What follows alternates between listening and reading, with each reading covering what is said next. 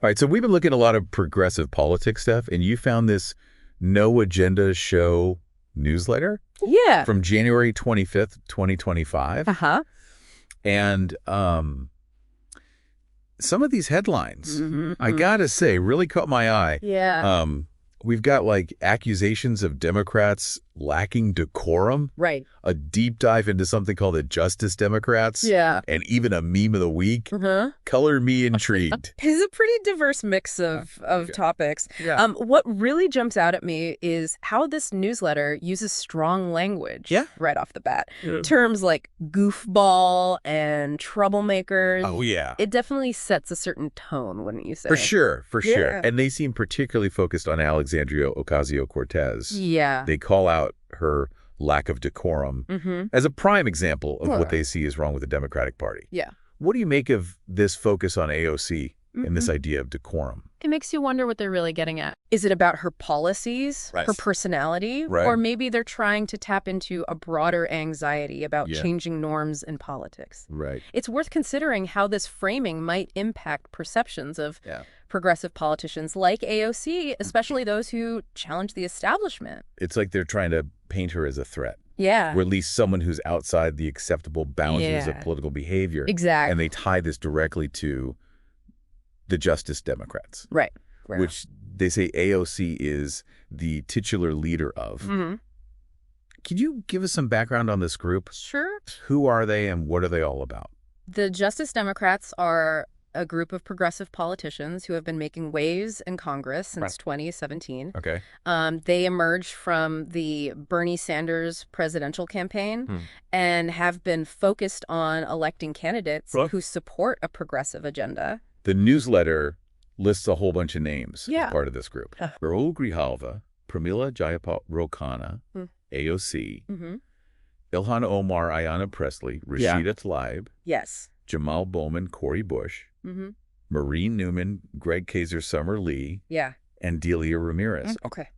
What are some of the common threads that tie these politicians together? Well, they generally advocate for policies like Medicare for all, a Green New Deal, tuition-free public college, and criminal justice reform. They tend to be more critical of corporate power and more supportive of government intervention in the economy. So they're definitely pushing for some pretty big changes. Yeah. But the newsletter goes even further, claiming that the Justice Democrats hate capitalism and are all about something called trans-Maoism. Okay. I have to admit that last one threw me for a loop. Yeah. What's going on with this language? You got to wonder what their goal is with those kinds of terms. Right. Trans-Maoism seems like an attempt to link these progressive policies to authoritarian regimes. A pretty loaded comparison, wouldn't you say? Oh, sure. And calling a whole group capitalism haters is a pretty broad stroke that ignores any nuance in their economic views. It feels like they're trying to stir up fear and maybe even discredit the Justice Democrats without really engaging with their ideas. But then just when you think they're going to keep hammering on that point, the newsletter switches gears and starts talking about Trump firing a bunch of inspector generals. Oh, yeah. It feels like a bit of a jump, right? It is a bit of a jump, but maybe there's a through line here. Okay. Think about it. The newsletter seems to be presenting both the Justice Democrats and these inspector generals as threats. One to the economic system, the other to Trump's authority. Interesting point. So remind me again. What exactly is an inspector general? Right. And why is it a big deal that Trump fired so many of them? Inspector generals act as independent watchdogs within government agencies. That job is to investigate allegations of waste, fraud, and abuse. They're supposed to be nonpartisan and report directly to Congress, which means they're not beholden to the president or any other political appointee. So they're like the internal affairs division for the government. Exactly. That makes sense. Yeah. But the newsletter claims that these inspector generals were doing a piss-poor job. And that Trump was just trying to drain the swamp. Right. What do you make of that? Well, it's worth considering the context here. Many of these inspector generals were appointed by previous presidents, both Democrats and Republicans. To suggest that they were all suddenly incompetent or corrupt seems a bit convenient, don't you think? It does feel a little like he's trying to discredit anyone who might hold them accountable. Exactly. But let's go back to the Justice Democrats for a second. Okay. You mentioned they've been making waves in Congress. Yeah.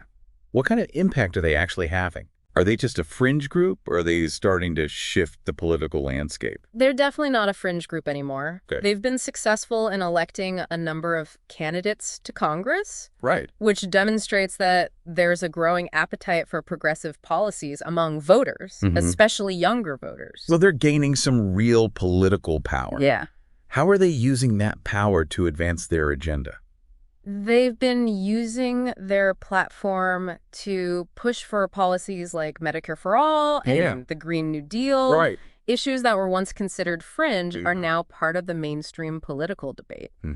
They're also adept at using social media to bypass traditional media outlets and connect directly with voters. That makes me think about the meme of the week we talked about earlier. Right. It seems like both the newsletter and the Justice Democrats understand the power of these new forms of communication. Absolutely.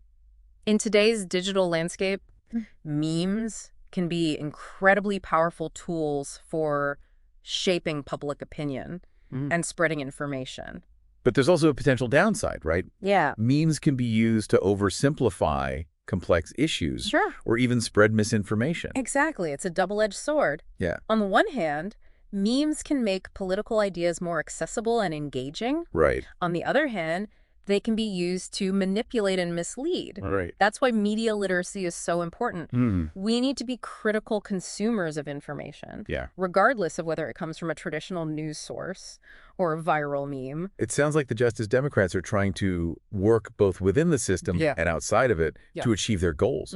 They're winning elections and pushing for policy changes. Right. But they're also using social media to build a broader movement. That's a key insight from social movement theory. Okay. Successful movements often employ a multi-pronged approach, combining electoral politics with grassroots organizing, public education, and direct action. It's like they're playing a long game, recognizing that real change takes time and sustained effort. Right. And that brings us back to the newsletter's characterization of them as hating capitalism and promoting trans-Maoism. Seems like a deliberate attempt to demonize them and their agenda. It's a tactic often used to discredit those who challenge the status quo. Right. By invoking fear and resorting to loaded language. They're trying to shut down debate and prevent people from engaging with the ideas themselves. It's a shame because whether you agree with their policies or not, I think we can all agree that a healthy democracy requires open and honest dialogue. Absolutely. We need to be able to have respectful conversations about the challenges facing our society, even when we disagree on the solutions. Well said. This newsletter has certainly given us a lot to think about. Yeah. We've explored the rise of progressive politics, the importance of government accountability, and the evolving role of media in shaping public opinion. It's a fascinating snapshot of the current political climate. Yeah. A landscape full of competing narratives. Right. Where information is weaponized and the battle for hearts and minds is constantly being waged. Yeah, it really does feel like we're living in this hyper-partisan age where it's hard to find common ground. Right. And this newsletter seems to be playing into that dynamic by framing everything in such stark black and white terms. It's definitely a strategy we see a lot these days, appealing to emotions rather than logic. Right. Demonizing opponents and creating an us versus them mentality. Can be very effective in the short term. Right. But it doesn't do much to foster productive dialogue or meaningful solutions. It feels like it's more about scoring points than actually addressing the issues. Exactly. But speaking of addressing issues, I did want to circle back to the whole Inspector General situation. Okay. Why are these firings so concerning? Well, and what kind of precedent does it set? Think back to what we were discussing earlier about checks and balances. Right. The ability of inspector generals to operate independently is crucial for holding those in power accountable. When a president can just fire anyone who might investigate wrongdoing within their administration, it raises serious concerns about potential abuses of power. The newsletter tries to dismiss those concerns by saying that Trump was just getting rid of deep state bureaucrats. Right. But isn't that a bit of a simplistic, even dangerous way to frame things? It's certainly a way to deflect criticism and avoid accountability. by painting any form of oversight as a partisan attack. Right. It creates a climate where any investigation, regardless of its merit, can be dismissed as politically motivated. It's like saying, if you're investigating me, you must be the enemy. Right. That doesn't sound very healthy for a democracy. It's not a healthy democracy requires transparency and accountability. Right. We need to have mechanisms in place to ensure that those in power are acting in the best interests of the public. Right. Not just their own self-interest. And a free press plays a crucial role in that process, right? Absolutely. There's supposed to be the watchdogs holding the powerful accountable and informing the public. A free and independent press is essential for a functioning democracy. Right. It's their job to shine a light on corruption, expose abuses of power, and provide the public with the information they need to make informed decisions. Which brings us back to this meme of the week that the newsletter mentioned. Right. We didn't see the actual meme, but it got me thinking about how much influence these things have in shaping public opinion, especially in this age of social media. It's fascinating, isn't it? Yeah. Memes have become this incredibly powerful form of communication. They can be funny, insightful, and even thought-provoking. Right. But they can also be used to spread misinformation. Right. Reinforce stereotypes and manipulate emotions. It's like they bypass our critical thinking faculties and go straight for the gut. In a way, yes. Yeah. They tap into our emotions, our biases, and our desire to belong. That's why it's so important to be media literate. Right. To be able to critically analyze the messages we're consuming, whether it's a news article, a social media post, or a viral meme. So what's the takeaway here? What should people be thinking about after listening to this deep dive? I think the biggest takeaway is that we need to be more aware of how information is being used to shape our perceptions and influence our decisions. Right. We're bombarded with messages from all sides. Right. And it can be difficult to filter out the noise and get to the truth. It's like we need to develop a whole new set of skills for navigating this information landscape. Exactly. We need to be critical thinkers. Discerning consumers of information and engaged citizens. Yeah. We need to be willing to question assumptions, challenge narratives, and demand accountability from those in power. It sounds like a tall order. It is. But it's also incredibly important work. Absolutely. If we want to preserve our democracy and create a more just and equitable society, we need to be informed, engaged, and willing to speak out for what we believe in. Well said. And remember, your voice matters. Yeah. Don't underestimate the power of individual action to make a difference.